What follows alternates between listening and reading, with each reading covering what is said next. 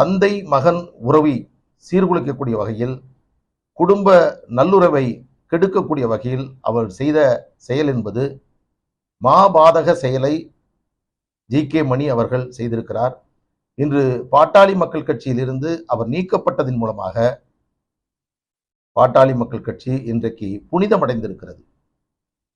இதை தமிழகம் முழுவதும் இருக்கக்கூடிய லட்சக்கணக்கான பாட்டாளி சொந்தங்கள் இனிப்பு வழங்கி பட்டாசு வெடித்து கொண்டாடி கொண்டிருக்கிறார்கள்.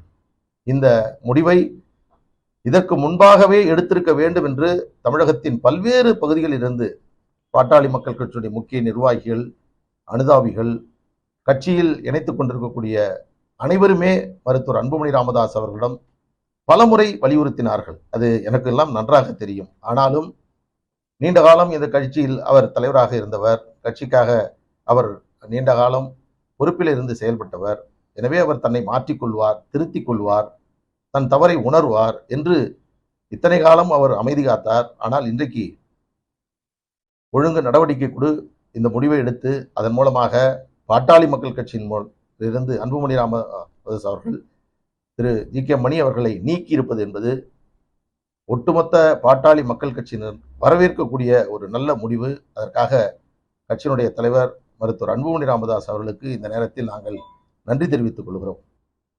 பல்வேறு நாடகங்களை நடத்தினார், கட்சியை சீர்குலைக்கக்கூடிய பணியார்.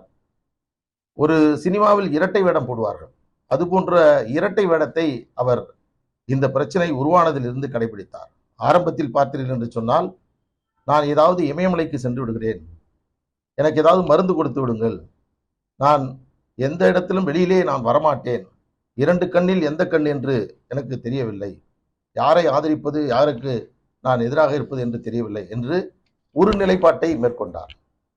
ஆனால் அவர் இப்பொழுது இருக்கக்கூடிய இந்த நிலைப்பாடுதான் அவருடைய உண்மையான சுயரூபம். அதுதான் இப்பொழுது வெளிப்பட்டிருக்கிறது.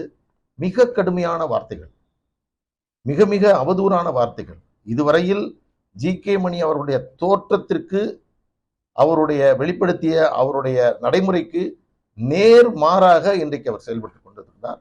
அதைத்தான் இன்றைக்கு கட்சி இந்த முக்கியமான முடிவை எடுத்திருக்கிறது. அவசியமானது. ஒரு இயக்கத்தை காப்பாற்ற வேண்டும் என்று சொன்னால், ஒரு இயக்கத்தினுடைய கட்டுப்பாட்டை, ஒழுங்கை சீர்படுத்த வேண்டும் என்று சொன்னால் இத்தகைய கடுமையான நடவடிக்கைகளை எடுக்க வேண்டும். அது எல்லா கட்சிகளிலும் இது நடந்திருக்கிறது. அந்த வகையில் பாட்டாளி மக்கள் கட்சி ஒரு நல்ல முடிவை, ஒரு முக்கியமான முடிவை இன்றைக்கு எடுத்திருக்கிறது. அதன் மூலமாக எங்கள் கட்சி இன்றைக்கு புனிதமடைந்திருக்கிறது.